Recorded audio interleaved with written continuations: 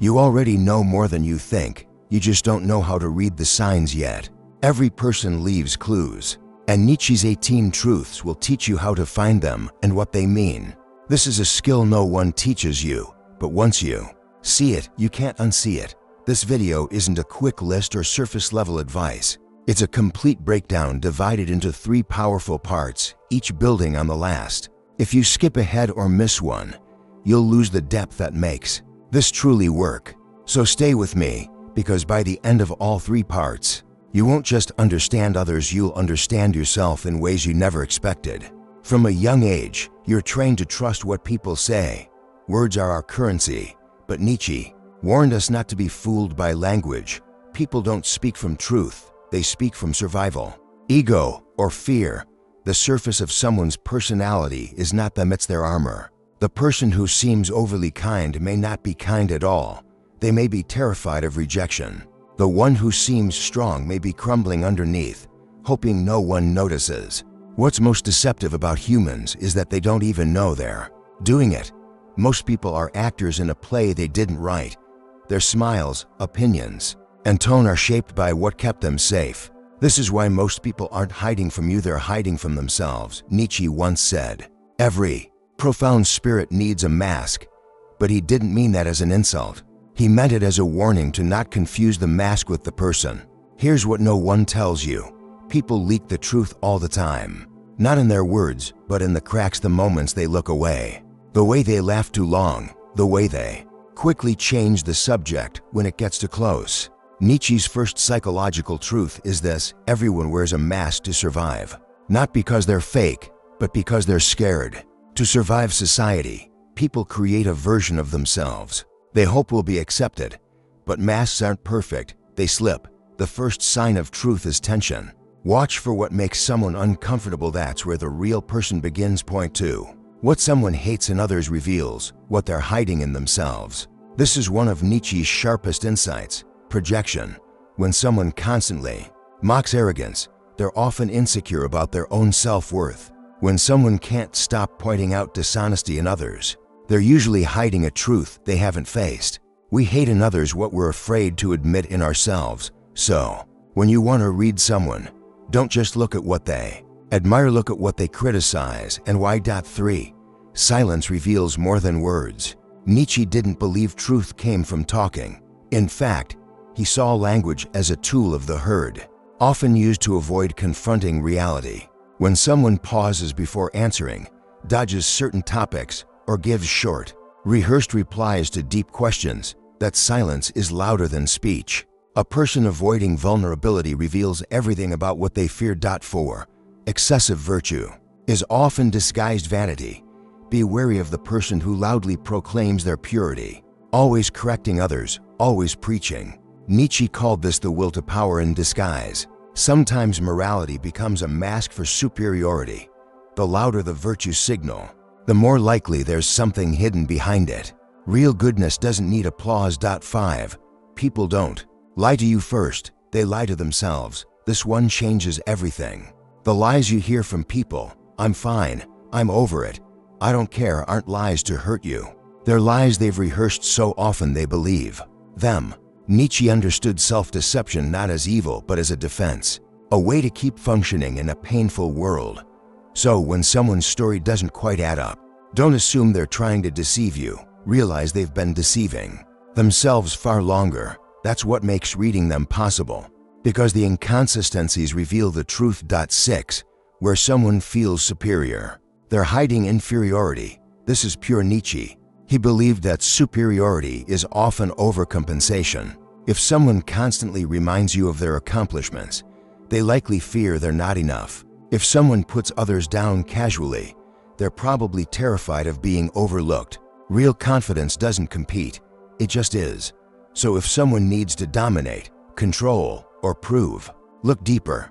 Behind the throne, you'll often find a scared child wearing a crown. Reading people isn't about judging them, it's about understanding their core. When someone interrupts constantly, you now know it's not always arrogance, it might be fear of being forgotten. When someone posts obsessively about happiness, it may be a cry for help. When someone avoids eye contact while saying "I'm fine," You know to listen to the body, not the sentence. Use these truths not to gain power, but to extend compassion. The more clearly you see someone, the less likely you are to hate them. That's Nietzsche's secret. He didn't want you to see through others to control them. He wanted you to see through them to stop being fooled and start connecting. If you've ever looked at someone and felt like you were only seeing the surface, if you've ever wished you could decode what's really going on beneath the mask, drop a comment below. Let's talk about the moments when people showed you the truth without saying a word. If this video helped you see people differently, subscribe, there's much more coming. And you'll want to see the rest of Nietzsche's truths unfold. It's one thing to notice the mask, it's another thing entirely to watch it crack. If you've ever paid attention, you've probably seen it happen. A flash of discomfort when someone's beliefs are challenged. The way their tone shifts when the subject gets too close. The nervous laugh that doesn't match the words. These moments aren't mistakes, they're clues. If you know what to look for, you'll begin to understand that people aren't hard to read. They're just scared. America. In part 1, we explored how people build personas to protect themselves. But here in part 2, we go deeper into the places where those personas begin to break. Because Nietzsche believed that the self is not a stable thing, it's a performance. A stitched together role meant to survive the world. The moment it's threatened, the truth leaks out. Point 7. Most actions are driven by unconscious fear. Let's start here, because it's more universal than you think. Why does someone over-explain? Why do they dominate a conversation or disappear completely? Why do they say yes when they clearly mean no? Fear of abandonment, rejection, humiliation, failure. Nietzsche knew that humans rarely act from pure desire. They act from a deep fear of loss of status, love, or self-worth. So when you want to read someone, stop focusing on what they say they want. Instead, ask, what are they afraid of losing? That's where the truth lives. 8. Criticism is a mirror. Next time someone constantly critiques others, listen closely. When someone mocks emotional people, they might be terrified of their own feelings. The woman who belittles others for their appearance might be locked in a secret war with her. Reflection. Nietzsche said that judgment is almost never about the other, it's about the self. So, when you hear repeated criticisms, don't be distracted by the target. Trace the line back to the speaker. What part of them are they trying to disown? Projection isn't just a defense mechanism, it's a confession. If you listen right, it tells you exactly where someone's pain lives. Point 9. Confidence is often guilt in costume. There's a kind of person you've probably met, the one who seems overly sure of themselves, always in control, always composed. But watch long enough, and you'll see the tension in their jaw, the way they over-prepare, the defensiveness under pressure. Nietzsche observed this phenomenon in leaders, teachers, and preachers, those who perform certainty because they're scared of being seen. When someone is chronically confident, look for the guilt they're trying to bury. Maybe it's something they regret. Maybe it's a version of themselves they're trying to prove wrong. Real peace doesn't perform. So when someone seems too confident, don't be intimidated, be curious. 10. Exaggeration reveals the hidden truth. This one is subtle but powerful, and once you see it, you can't unsee it. Someone who constantly says, "I don't care what anyone thinks," likely cares deeply. Someone who claims, "I'm always happy," likely isn't. Exaggeration is a tell, it's the ego trying to drown out doubt. Nietzsche believed that extremism in any direction is a form of imbalance, not strength. So when someone's statements sound too absolute, don't believe the content, read the insecurity underneath. Exaggeration is volume. The question is, what are they trying to silence? 11. The desire for control masks inner chaos. Control, we seek it everywhere, in our jobs, relationships, routines. But some people crave it to the point of obsession, and that's a sign. Nietzsche saw this clearly. When the inner world is disordered, the outer world must be managed obsessively. If someone micromanages every detail, can't handle change, or dominates people to feel powerful, it's not because they're strong, it's because something inside them feels out of control. The stricter the outer shell, the more fragile the inner self. 12. Performance is emptiness in disguise. This is one of Nietzsche's most haunting insights, and it applies more today than ever. The louder the performance, the emptier the core. Look at social media, the endless look at me energy, the perfect poses, the constant updates, the curated identity. Nietzsche didn't see this as strength, he saw it as desperation. When someone is constantly performing, it's because they don't believe they'll be seen or loved without it. They create noise, color, drama. But the person who truly knows themselves doesn't need to be watched, they're already whole. So, when someone's life looks like a performance, remember it's not a show of power, it's a whisper of need. Putting it together, you're probably starting to feel it now. The shift, you walk into a room, and suddenly the patterns speak louder than the words. You see someone interrupting constantly and realize they're terrified of being forgotten. You see someone who boasts endlessly and sense they're invisible wound. You're not reading minds, you're reading the mask. Nietzsche gave you the flashlight. This isn't just a skill, it's a responsibility. Because once you learn to see people clearly, you can't unsee it. And you'll begin to understand that most people are suffering quietly behind polished smiles. Reading them is not about gaining leverage, it's about offering grace. When you see the child behind the critic, the fear behind the bully, the guilt behind the arrogance, you don't become weaker, you become unshakable. Want more? If this part of the video opened your eyes, wait until the final part. In part 3, we strip away the final layer. We'll explore how people's deepest childhood wounds show up in their adult personalities, how their envy, silence, and need to be remembered all reveal their soul. You'll learn the final 6 truths that make you see people with absolute clarity. But more importantly, you'll understand yourself. By now, something in you has shifted. You don't just see people, you read them, not as villains, not as victims, but as humans trying to survive with masks they didn't even choose. But we're not done yet. Behind every behavior is a belief, and behind every belief is a wound. This final part is about learning to recognize the soul, the deep story that hides beneath the surface of everyone you meet. Nietzsche didn't just expose people's patterns, he illuminated where those patterns come from. Let's finish what we started. *** 13. No one speaks from logic. They speak from pain. You might think people are rational, that they argue based on facts or make decisions based on reason. But Nietzsche believed otherwise. He believed that underneath every logical argument is an emotional wound. A person might say, "I don't believe in love, it's just a fantasy." But listen closely, they're not stating a fact. They're protecting a pain. People form their views based on what hurt them, then justify those views with logic. So, when you want to understand someone's worldview, don't just ask what they believe, ask what broke them, what scared them, what they never want to feel again. This changes everything. It shifts your focus from why are they saying this to what are they afraid of repeating. Suddenly, their opinions aren't threats. Their arguments aren't attacks, they're shields. When you see that, you stop reacting and start understanding. 14. How someone reacts to weakness reveals their power.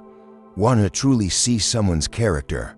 Don't watch how they treat powerful people, watch how they treat someone who can't fight back. Nietzsche believed that real strength isn't proven through domination. It's revealed through restraint. If someone mocks vulnerability, they're afraid of their own.